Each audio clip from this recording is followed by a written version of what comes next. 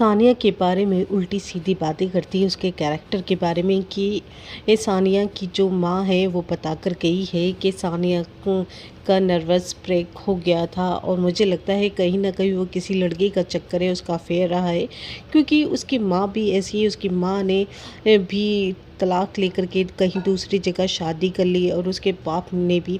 तो असर तो कहीं ना कहीं सानिया के ऊपर ही आना है। तो बस इतनी सी बात सुन करके ज़ारून आग बबूला हो जाता है और उसे गुस्सा आ जाता है और वो कहता है कि आप मेरी बीवी के खिलाफ़ एक लफ्ज़ नहीं बोलेंगी।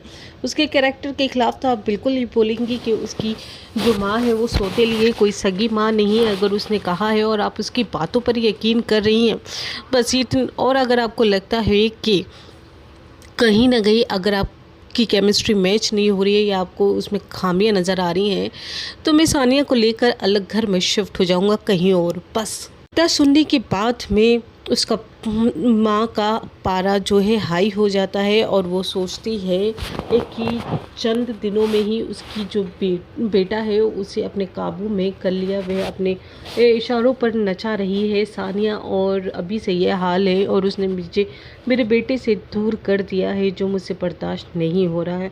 ज़ारून बहुत अच्छे से समझाता है अपनी माँ को कि अगर आपने ऐसा नहीं किया या आपको लगता है कि आप उसके साथ एडजस्ट नहीं हो सकती हैं, तो आप अलग शिफ्ट हो जाएंगे।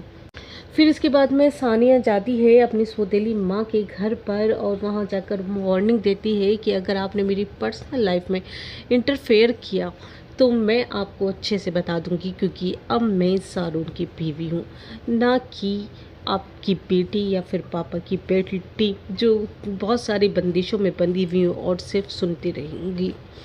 ये सारी बातें ज़ारून उस सानिया को बताता है कि तुम्हारी माँ आई थी और उन्होंने कि मेरी माँ के दिमाग में खन्नास भरा है और वो बदला ले रही हैं पता नहीं किस बात का, क्योंकि वो उनसे बर्दाश्त नहीं हो रहा है कि तुम खुश हो यहाँ पर, इसलिए वो नए नए पैतरे आजमा रही हैं तुम्हें परेशान करने के, और वो नहीं चाहती कि तुम खुश रहो।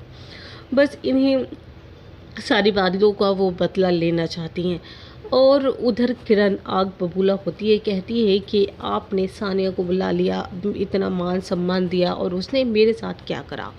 बस इसी पर सामिया यानी कि किरण की बड़ी बहन गुस्सा हो जाती, कहती कि आप किरण तुम्हारी इन्हीं बातों की वजह से पापा इस दुनिया से चले गए, सिर्फ तुम्हारी वजह से, और तुम अभी भी नहीं सुधरी हो। तुम चाहती क्या हो आखिर बताओ।